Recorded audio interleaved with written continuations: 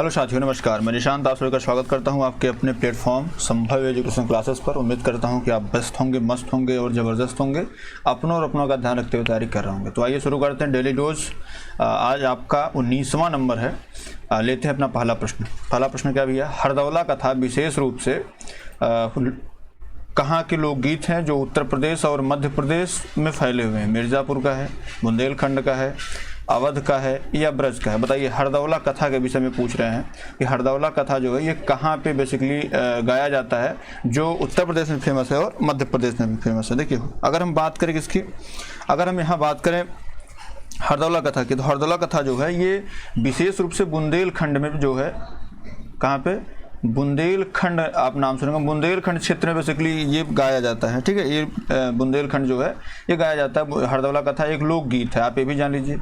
अभी जैसे आपसे पूछ लिया जाए ये क्या है, तो बेसिकली यह क्या है? एक लोकगीत है। और ये कहाँ गाई जाती है? तो बुंदेलखंड में गाई जाती है। बात क्लियर है?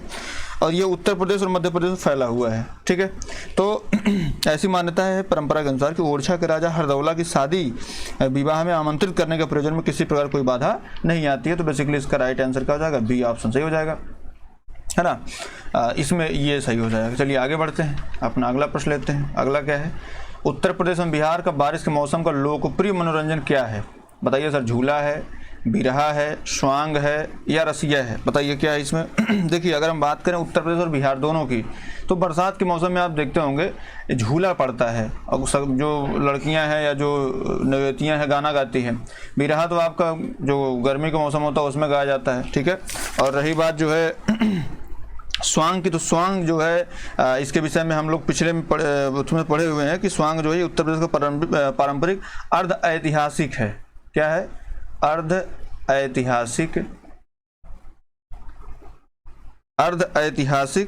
कहानियों,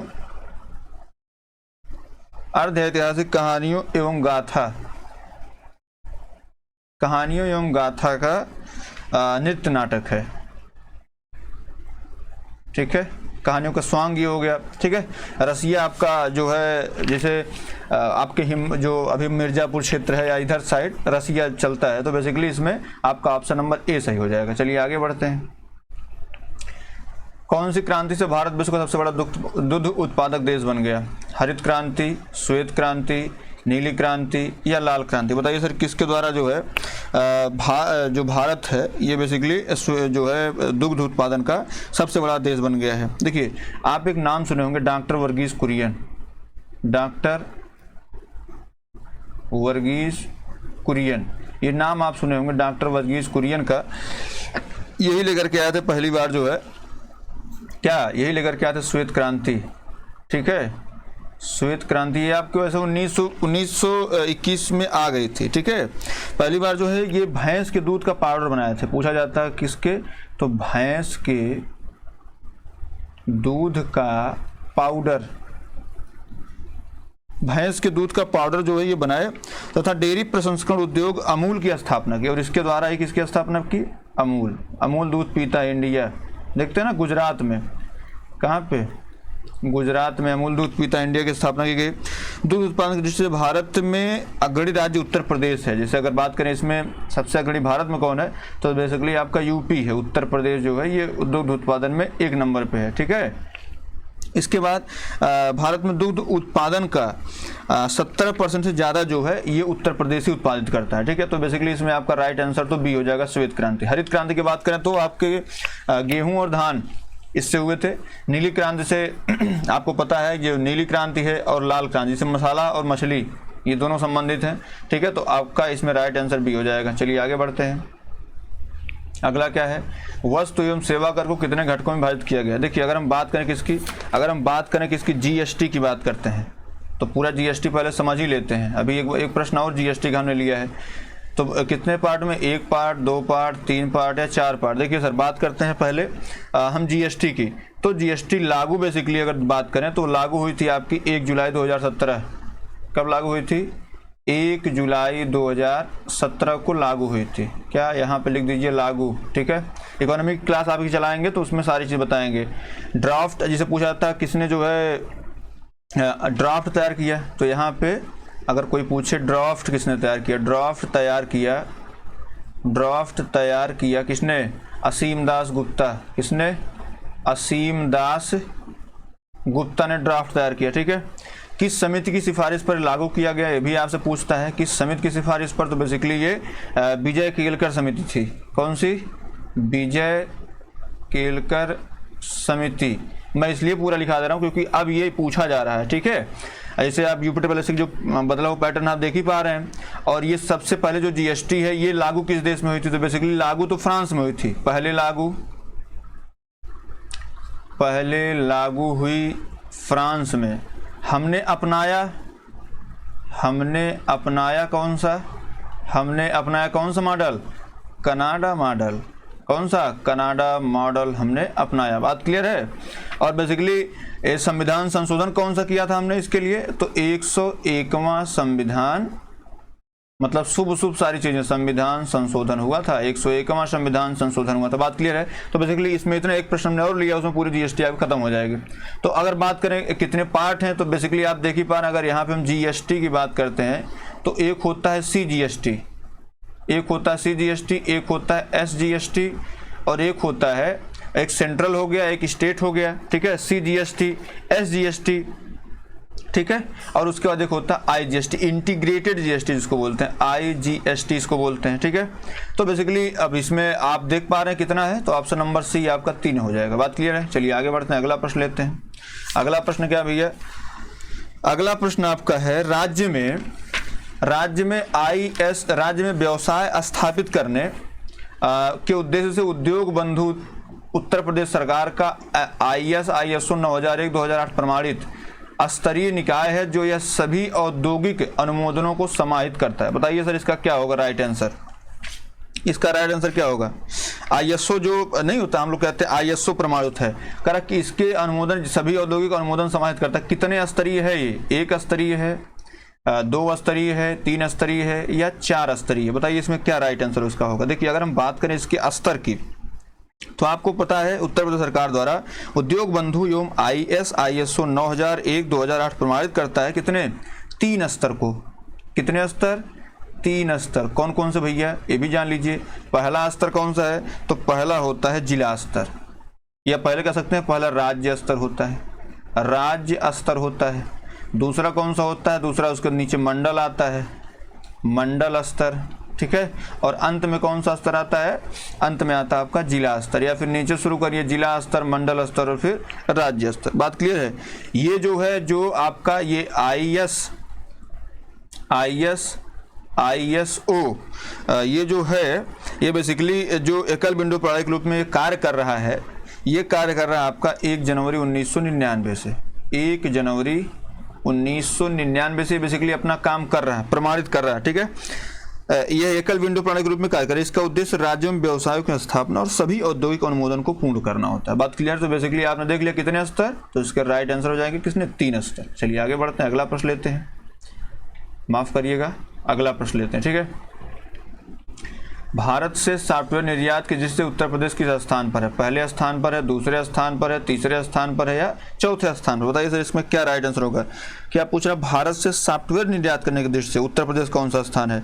तो जाहिर सी बात है, भारत से सॉफ्टवेयर निर्यात करने के दृष्टि से अगर हम बात करते हैं तो अगर उधर केरल की बात छोड़ दें, दूसरे स्थान पर आपका क्या है? दूसरे स्थान पर। राइट आंसर इसका दूसरा स्थान हो जाएगा। दूसरे स्थान पर आपका क्या है?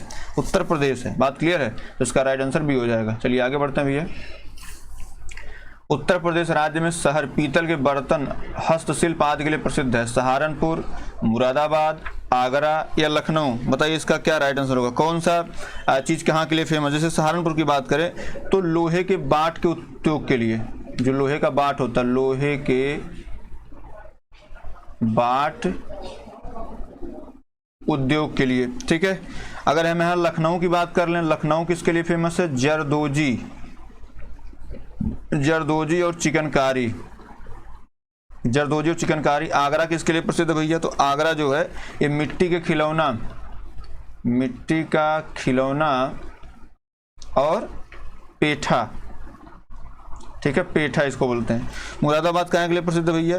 तो पीतल के बर्तन, जो आपसे पूछा गया है। क्या पूछा गया?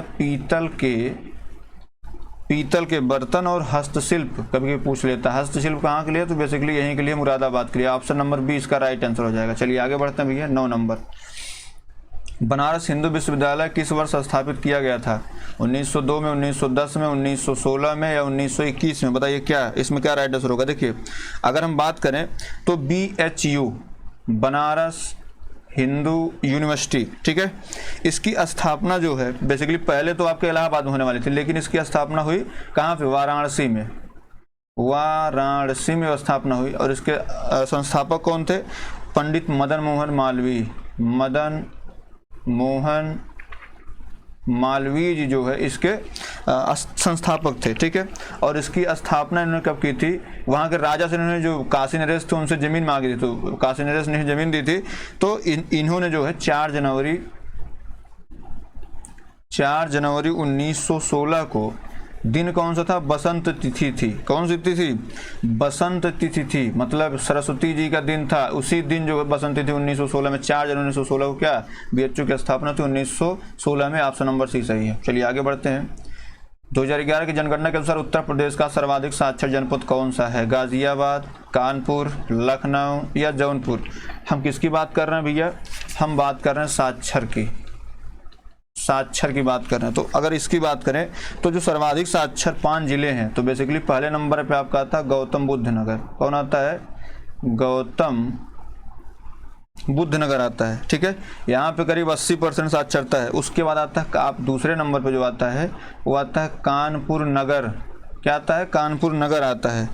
तीसरे नंबर पे आपका जो है आता है औरैया, एक जिला उसी के जस्ट बगल, कानपुर के बगल पड़ता है औरैया। उसके बाद चौथे नंबर पे आपका आता है इटावा। क्या आता है? इटावा। और उसके बाद 5वें नंबर पे आपको कौन आता है? उसका आता है आपका गाजियाबाद, ठीक है, गाजियाबाद। ये आपके जो है साक्षर जिले हैं, ठीक है। मतलब इतने जिले क्या हैं? ये जिले साक्षर में हैं, ठीक है। अगर हम आपसे ये पूछें, जैसे यहाँ पे तो सर्वाधिक साक्षर की बात हो गई, अगर हम यहाँ पे अगर बात कर लें आपसे न्यूनतम, किसकी बात करें? न्यूनतम साक्षरता। न्यूनतम साक्षरता की बात कर लें अगर, तो बेसिकली न्यूनतम साक्षरता में आपका आ जाएगा पहले नंबर पे कौन? श्रावस्ती। श्रावस्ती आ जाएगा। दूसरे नंबर पे आपका आ जाएगा बहराइच। श्रावस्ती के बाद दूसरे नंबर बहराइच आ जाएगा। तीसरे नंबर की बात करें तो तीसरे नंबर बलरामपुर, सटा हुआ क्षेत्र आपका बलरामपुर है, ठीक है, बलरामपुर, गोंडा बलरामपुर उधर साइड। उसके बाद आपका आ जाता है चौथे नंबर पे बदायूं। बदायूं जो है ये भी निरक्षर टाइप का जिला है। उसके बाद 5वें नंबर पे आ जाता है आपका रामपुर, ठीक है, रामपुर आ जाता है। ये बेसिकली जो है आपके न्यूनतम साक्षरता वाले हैं और ये अधिकतम साक्षरता वाले हैं। इसमें देख लीजिए ऑप्शन कहाँ दिया है, सर्वाधिक साक्षर वाला जनपद कौन सा है? तो इसमें गाजियाबाद भी दिया है, कानपुर नगर भी दिया है और लखनऊ भी दिया है। तो आप देख पा रहे हैं 5वें नंबर पे गाजियाबाद आएगा, ठीक है। उसके बाद अगर बात करें कानपुर नगर की तो ये दूसरे नंबर पे आएगा। बात क्लियर है? अब ये देख लीजिए कौन सा इसमें सही है। तो भाई जाहिर सी बात है इसमें कानपुर नगर जो ऑप्शन नंबर B आपका है वो आपका सही हो जाएगा। बात क्लियर है? ऑप्शन नंबर B सही है। चलिए आगे बढ़ते हैं भैया। उत्तर प्रदेश का राजकीय पुष्प निम्नलिखित में कौन सा है? ब्रह्म कमल है, अग्निशिखा है, रोडोडेंड्रॉन है या पलाश है? बताइए इसका क्या होगा। देखिए हम एक तरफ जितनी चीज़ें हैं सब पर चर्चा कर लेते हैं। अगर हम यहाँ बात करते हैं क्या राजकीय पशु की, किसकी बात करें? राजकीय पशु की बात करें तो वो कौन है? बारहसिंघा है। कौन है? बारहसिंघा है, ठीक है। उसके बाद अगर बात करें राजकीय पक्षी की, किसकी? राजकीय पक्षी की बात करते हैं तो ये सारस या क्रौंच है। क्या है? सारस या क्रौंच है, ठीक है। उसके बाद अगर राजकीय वृक्ष की बात करें, किसका? राजकीय वृक्ष की बात करें तो राजकीय वृक्ष आपका क्या है? अशोक है। क्या? अशोक का पेड़ है ना राजकीय वृक्ष, ठीक है। अगर हम राजकीय पुष्प की बात करें, क्या? राजकीय पुष्प की बात करें तो राजकीय पुष्प का आपका पलाश या टेसू है। क्या है? पलाश या टेसू है, ठीक है।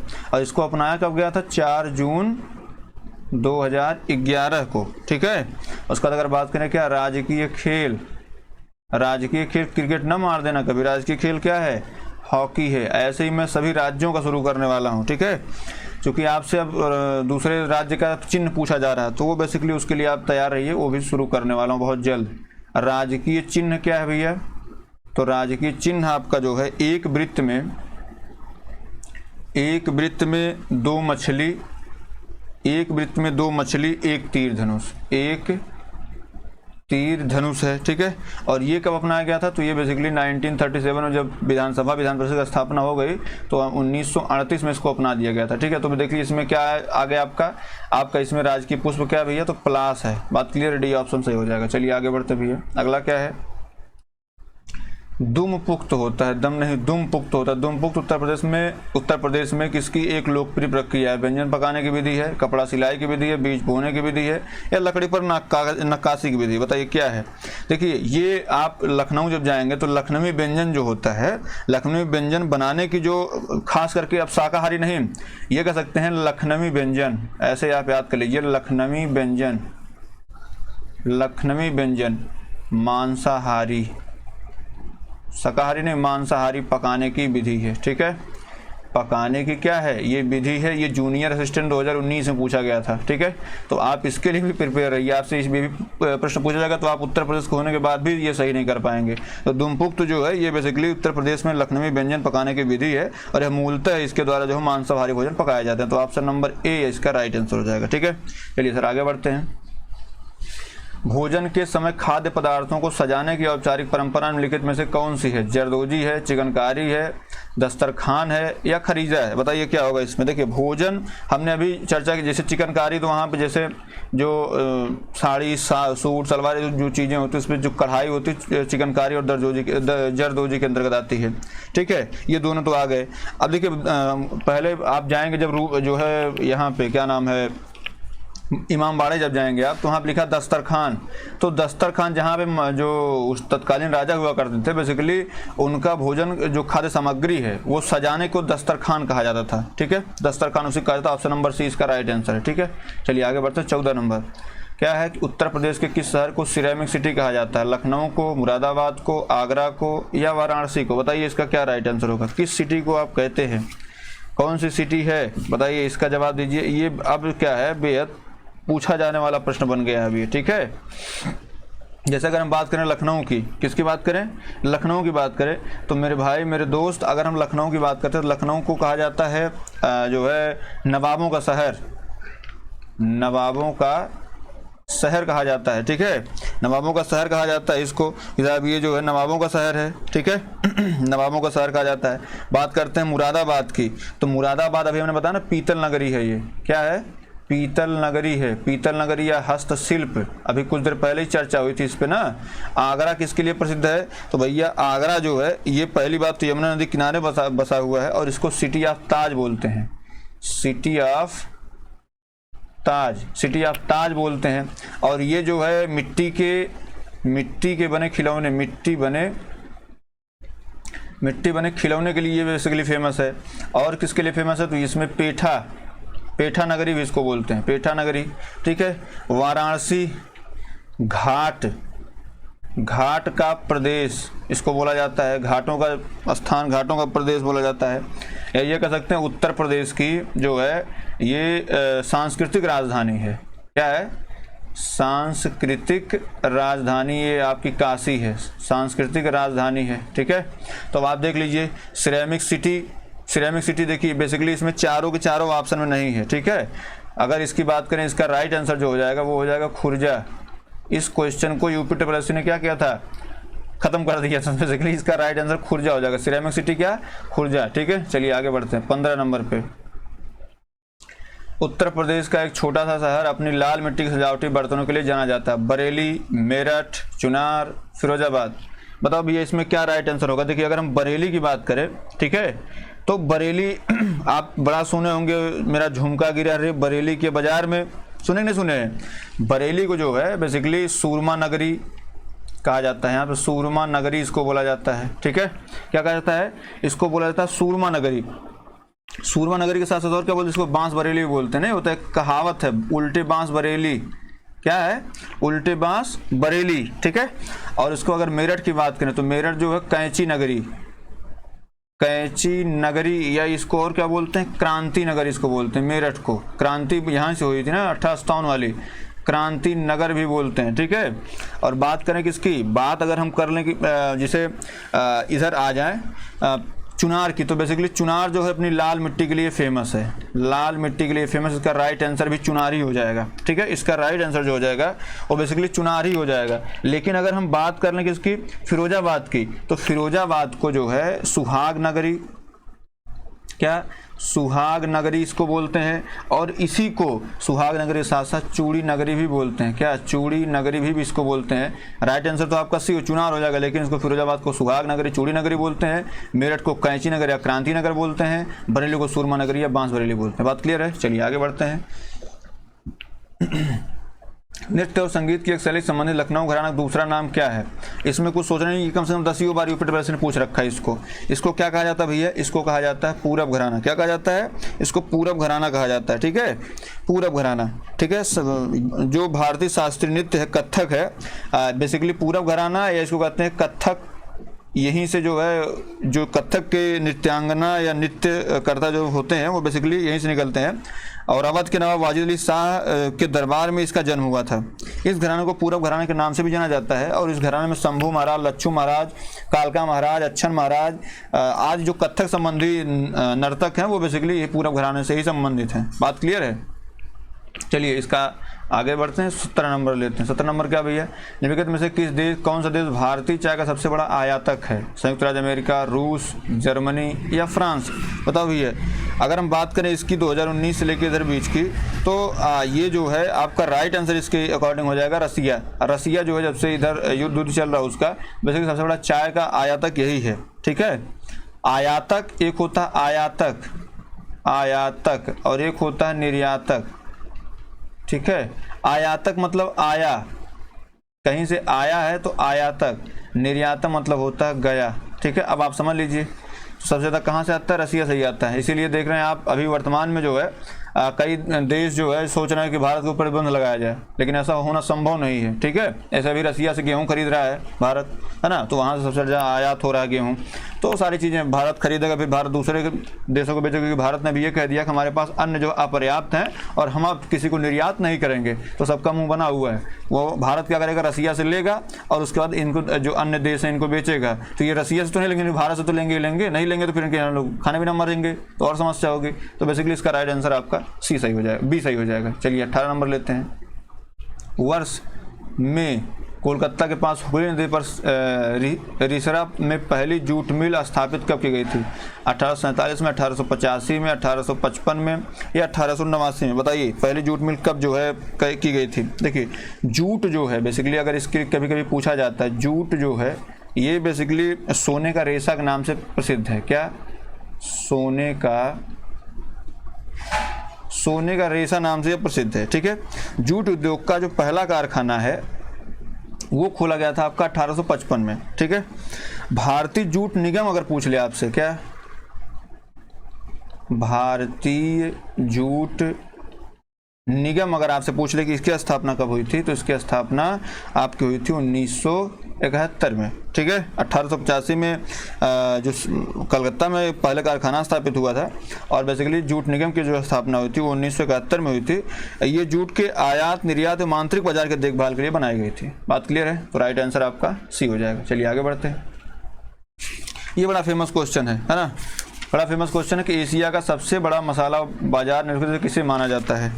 बताओ भैया, खारी बावली नई दिल्ली, बापू बाजार जयपुर, लाला दरवाजा मार्केट अहमदाबाद, कोयम्बेडू मार्केट चेन्नई। देखिए अधिकतर लोग हमको जहाँ तक पता है कि वो कोयम्बेडू मार्केट चेन्नई माने, क्योंकि उनको लगता है कि जो केरल का मसाले के लिए मशहूर है वो बेसिकली केरल का तट है ना। केरल का तट जो है, केरल तमिलनाडु का जो क्षेत्र है, ये बेसिकली इसी के लिए जो कारकडम की पहाड़ियाँ, इसी को इलायची पहाड़ियाँ बोलते हैं, और बेसिकली यहीं पाई जाती हैं। जैसे ये आप ऐसे अगर बना लें तो बेसिकली यहीं पे आपका ये होता है, ठीक है।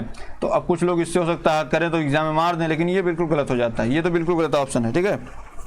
पूछा, देखिए अगर कहा जाए तो 17वीं शताब्दी से प्रचलित खारी बावली जो है, ठीक है, क्या खारी बावली नई पुरानी, बेसिकली हमने यहाँ नई दिल्ली लिखा है, ऑप्शन दे दिया है। पुरानी दिल्ली ऐतिहासिक फतेहपुर मस्जिद के निकट स्थित है।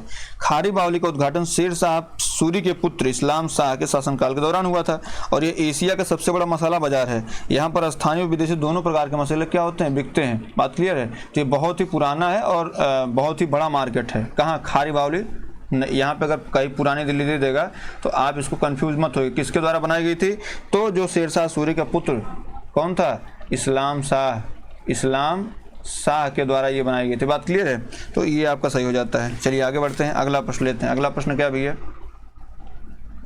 अगला प्रश्न है, राज्यसभा की विशेष शक्ति शासक का प्रस्ताव अपनाकर संविधान के अनुच्छेद में दिया गया को राज्य सूची में सम्मिलित किसी भी मामले के संबंध में संसद को सशक्त बना सकती है। देखिए सर, अगर हम बात करें किसकी, अगर हम बात कर लें जो है जैसे किस पे कानून बना सकती है, तो अनुच्छेद 128 ऑप्शन ए दे रखा है, अनुच्छेद 198, ठीक है, अनुच्छेद 223, अनुच्छेद 249। अगर हम बात कर लें किसकी, अनुच्छेद 128 में क्या भैया, अनुच्छेद 128 जो कहता है वो कहता है उच्चतम न्यायालय, जिसे यहाँ पे क्या कहता है, यहाँ पे ये कहता है जो सुप्रीम कोर्ट है, जो सुप्रीम कोर्ट है, सुप्रीम कोर्ट के बैठकों में, सुप्रीम कोर्ट के बैठकों में सेवानिवृत्त सेवानिवृत्त न्यायाधीशों की उपस्थिति, सेवानिवृत्त न्यायाधीशों की क्या उपस्थिति की बात करता है। बात क्लियर है। उसके बाद अगर हम बात करें किसकी, उसके बाद बात करते हैं अनुच्छेद 198 की। किसकी, अनुच्छेद 198। तो 198 क्या कहता है, धन विधेयकों के बारे में, धन विधेयकों के बारे में विशेष, धन विधेयकों के बारे में विशेष प्रक्रिया, ठीक है, धन विधेयकों के बारे में क्या है, विशेष प्रक्रिया। बात क्लियर है।